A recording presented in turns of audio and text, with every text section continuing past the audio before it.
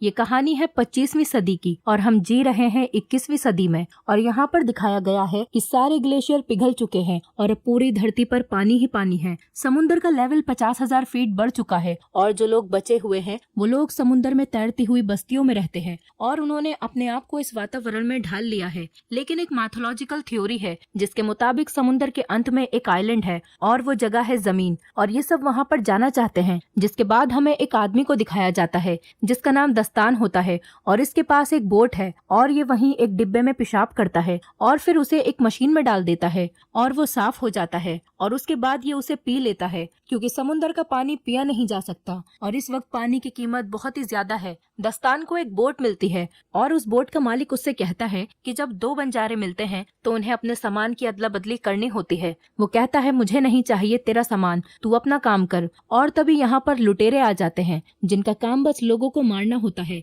जैसे ही वो आदमी लुटेरों को देखता है तो वो दस्तान को वो फल दिखाता है जो उसने अभी अभी उसकी बोट से चुराए थे और वो कहता है कि तुम मरोगे, तुम यहाँ से कभी नहीं निकल पाओगे। क्योंकि दस्तान की बोट खराब थी लेकिन दस्तान की बोट काफी एडवांस होती है और वो कुछ बटन्स को दबाता है और ये देखकर जो उसके फल चुराकर भागा था वो दस्तान की बोट के पर्दे फाड़ देता है, जिस वजह से दस्तान की बोट स्लो हो जाती है। लेकिन वो लुटेरे उसकी बोट को देख लेते हैं और उसे मार देते हैं। दस्तान उन्हें नहीं दिखता इसलिए वो बच जाता है। दस्तान जल्दी बस्ती तक पहुंच जाता है और उन्हें मिट्टी दिखाता है। मिट्टी देखकर वो लोग चौंक जाते हैं क्योंकि जिस तरह आज के युग में हीरे जवाहरात कीमती हैं, उसी तरह उस टाइम में मिट्टी की कीमत बहुत ज्यादा थी। और दस्तान इसी के सहारे जल बस्ती में एंटर हो जाता है और जब वो दस्तान की मिट्टी को तोलते हैं तो 3 किलो 500 ग्राम होती है। इसके बाद दस्तान को 62 सोने के सिक्के देना चाहते हैं। दस्तान कहता है कि मुझे 62 नहीं बल्कि इसके दुगने चाहिए और वो दुगने सिक्के देने को भी तैयार हो जाते हैं। इस दौर की मिट्टी इसीलिए भी कीमती है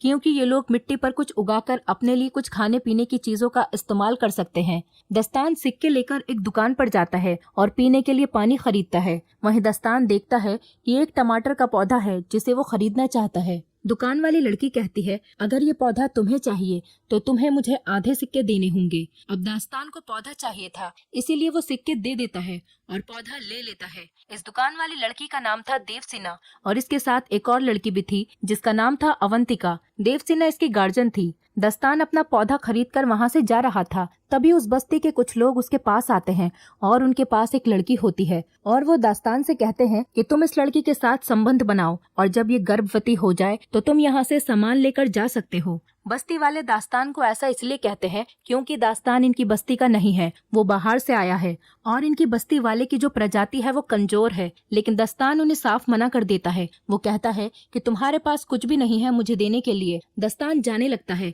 लेकिन तभी उन लोगों को शक होता है कि ये एक लुटेरा है, इसलिए वो उसे पकड़ लेते हैं और वो देखते हैं कि उसके कान के पीछे गिल्स हैं और गिल्स देखने के बाद एक आदमी चिल्लाता है कि ये एक म्यूटेंट है और वो उसे कैद कर लेते हैं और पानी में डुबोना शुरू करते ताकि उसके मरने के बाद उसके शरीर को गलाकर एक खाद बनाई जा सके। लेकिन उससे पहले कि दास्तान पानी में डूबे लुटेरे उस बस्ती में हमला कर देते हैं। दास्तान डूबने लगता है, तभी उसकी मदद के लिए वहाँ देवसेना आती है। वो कहती है कि मैं तुम्हें बचा सकती हूँ लेकिन बदले में तुम्हें हमें अपने साथ ले जाना होगा। दास्तान मान जाता है और ये तीनों यहाँ से फरार हो जाते हैं और लुटेरे बस्ती को तबाह करके उस पर कब्जा कर लेते हैं। लुटेरों का सरदार कहता है कि मुझे टैटू वाली लड़की चाहिए। दरअसल ये अवंतिका के बारे में बात कर रहे होते हैं। अवंतिका के पेट पर एक टैटू होता है जो कि इनका मानना है कि वो ड्राई लैंड तक पहुंचने का रास्ता है। यहाँ पर 3 तरह के समुदाय रहते हैं। एक लुटेरे जिनका काम बस मरना और मारना है, दूसरे आम इंसान जो बस्ती में रहकर गुजारा करते हैं और तीसरे म्यूटेंट जिनके कान के पीछे गिल्स होते हैं। वो लोग पानी के अंदर भी सांस ले सकते हैं और दास्तान भी एक म्यूटेंट है। दास्तान देवसेना से कहता है कि हमें अवंतिका को मारना होगा क्योंकि हमारे पास इतना पानी नहीं है कि हम तीनों जिंदा रह सकें। दरअसल यहाँ पर पानी की कीमत बहुत ज्यादा होती है क्योंकि समुद्र का पानी ये लोग पी नहीं सकते और पानी का कोई और सोर्स भी नहीं होता है। देवसेना ऐसा करने से मना कर देती है। वो कहती है ये सिर्फ बच्ची है। दास्तान कहता है कि बिना पानी के तुम दोनों मर जाओगी, इससे अच्छा है एक पहले ही मर जाए। लेकिन देवसेना दास्तान को मना लेती है। दास्तान अवंतिका को नहीं मारता। वहीं दूसरी तरफ उन लुटेरों के सरदार छूमो को देखते हैं। वो कहता है उसे किसी भी कीमत पर वो टैटू वाली लड़की चाहिए और वो इसीलिए अपने आदमियों को प्लेन से दास्तान के पीछे भेजता है। वो लोग दास्तान के पास पहुंच जाते हैं और उन पर हमला बोल देते हैं। दास्तान हथियार लेने अंदर जाता है और ऊपर देवसेना को लगता है कि दास्तान भाग गया है, इसीलिए देवसेना खुद उस लड़ाई में कूद पड़ती है और वहाँ पर एक बंदूक होती है और देवसेना प्लेन पर हमला कर देती है। बंदूक से एक तार निकालती है जो बोट से जुड़ी हुई थी और वो सीधा प्लेन में फंस जाती है। प्लेन अब बोट के चारों ओर चक्कर लगाने लगता है। तभी दास्तान वहाँ पर आ जाता है और बड़ी मुश्किल से उस तार को काटता है और प्लेन वहाँ से चला जाता है। लेकिन दास्तान की बोट का पूरी तरह से कबाड़ा हो जाता है और गुस्से में आकर वो देवसेना और अवंतिका के बाल काट देता है और कहता है कि आज के बाद मेरी बोट पर किसी भी चीज को नहीं छूना। इसके बाद वो अपना सफर जारी करते हैं, जहाँ पर इन्हें एक बोट दिखाई देती है। उस पर एक आदमी होता है। देवसेना कहती है कि हमें उससे बात करनी चाहिए, क्या पता उसके पास कुछ खाने के लिए हो। हालांकि दास्तान ऐसा नहीं करना चाहता, लेकिन वो देवसेना के कहने पर उससे बात करता है। उसके पास एक बेशकीमती चीज होती है और वो होता है कागज, क्योंकि पूरी दुनिया जलाशय है और कागज बनाना नामुमकिन है। और वो आदमी दास्तान से कहता है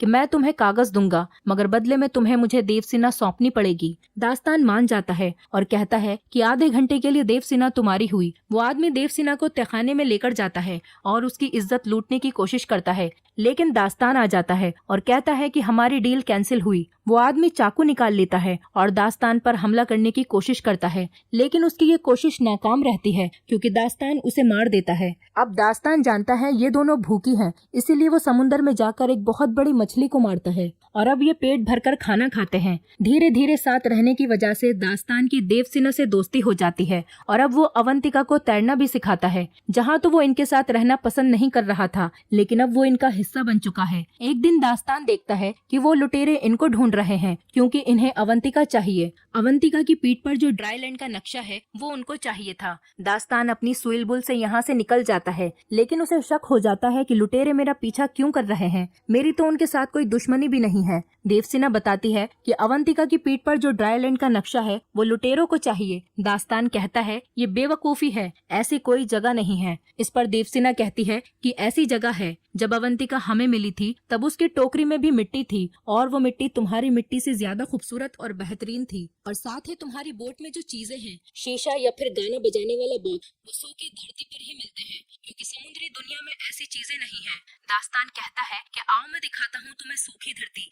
दास्तान देवसेना को एक बॉक्स में बंद करके पानी में समुद्र के तल पर ले जाता है, जहाँ पर बड़ी बड़ी बिल्डिंग्स थी जो कि वीरान पड़ी थी। किसी जमाने में यहाँ पर लोग रहते थे। वो देवसेना को ये सब इसीलिए दिखाता है कि उसके मन में जो झूठी उम्मीदें हैं वो खत्म हो जाएं। और जब ये ऊपर जाते हैं तो देखते हैं कि लुटेरों ने इनकी नाव पर पूरी तरह से कब्जा कर लिया है। लुटेरे इनसे पूछते हैं कि अवंतिका कहाँ है। दरअसल अवंतिका लुटेरों को देखकर पहले ही नाव में छुप गई थी। देवसेना अवंतिका को देख लेती है, मगर वो छुपी रहती है क्योंकि लुटेरों पर भरोसा नहीं किया जा सकता। चूमो कहता है कि अगर ये नहीं बता रही है तो इन दोनों को जान से मार दो, और इससे पहले कि ये इन दोनों को मारते अवंतिका बाहर आ जाती है और वो अवंतिका को कब्जे में ले लेते हैं। चूमो दास्तान और देवसेना को मारने का आदेश देता है, लेकिन इससे पहले कि वो लोग इन्हें मारते, दास्तान देवसेना को लेकर पानी में डूब जाता है। लेकिन देवसेना पानी में सांस नहीं ले सकती थी क्योंकि वो दास्तान की तरह म्यूटेंट नहीं है, वो एक साधारण इंसान है। इसीलिए दास्तान देवसेना को अपने मुंह से खुद सांस देता है और ये काफी देर तक पानी में ही रहते हैं। और जब ये ऊपर आते हैं तो ये देखते हैं कि लुटेरों ने दास्तान की नाव को पूरी तरह से तबाह कर दिया है। देवसेना दास्तान की अच्छाई और इंसानियत को देखकर उससे प्यार करने लगती है और ये काफी करीब आ जाते हैं। दास्तान को अपनी नाव पर वो कागज मिलता है जो उसे उस आदमी ने दिया था। कागज पर आइलैंड का चित्र था जिस पर बहुत सारे पेड़ थे और अवंतिका ने भी वैसा ही चित्र बनाया था। दास्तान समझ जाता है कि अवंतिका की पीठ पर जो नक्शा है वो सूखी धरती का ही है, क्योंकि अवंतिका केवल वही चित्र बनाती है जो उसने देखा है। लेकिन इनका यहाँ से निकलना नामुमकिन था क्योंकि इनकी नाव खराब थी। थोड़ी देर बाद यहाँ पर एक आदमी आता है जिसके पास उड़ने वाला बलून था और वो देवसेना की बस्ती का ही था जहाँ वो लुटेरे गए थे, इसीलिए वो वहाँ से भागकर आ गया था। वो देवसेना से कहता है कि अच्छा हुआ तुमने बोट को जला दिया, नहीं तो मैं तुम्हें कभी नहीं ढूंढ पाता, क्योंकि धुएं की वजह से ही मैं यहाँ तक पहुँचा हूँ। और वो इन दोनों को बलून पर ले आता है, लेकिन यहाँ से दास्तान डिसाइड करता है कि वो अवंतिका को ढूंढ कर लाएगा। वो उस बड़े जहाज पर पहुँच जाता है जहाँ पर वो लुटेरे थे। दास्तान चूमो के सामने खड़े होकर कहता है कि मुझे वो बच्ची चाहिए। चूमो कहता है कि बेटा अब तुम जिंदा वापस नहीं लौटोगे। दास्तान एक मशाल निकालता है और पास ही में एक टैंक में डाल देता है। जिससे एक बहुत बड़ा ब्लास्ट होता है और उसके बाद सारे आदमी मारे जाते हैं। दास्तान अवंतिका को ढूंढने लगता है, लेकिन वो देखता है कि चूमो अवंतिका को प्लेन में उड़ाकर ले जाता है।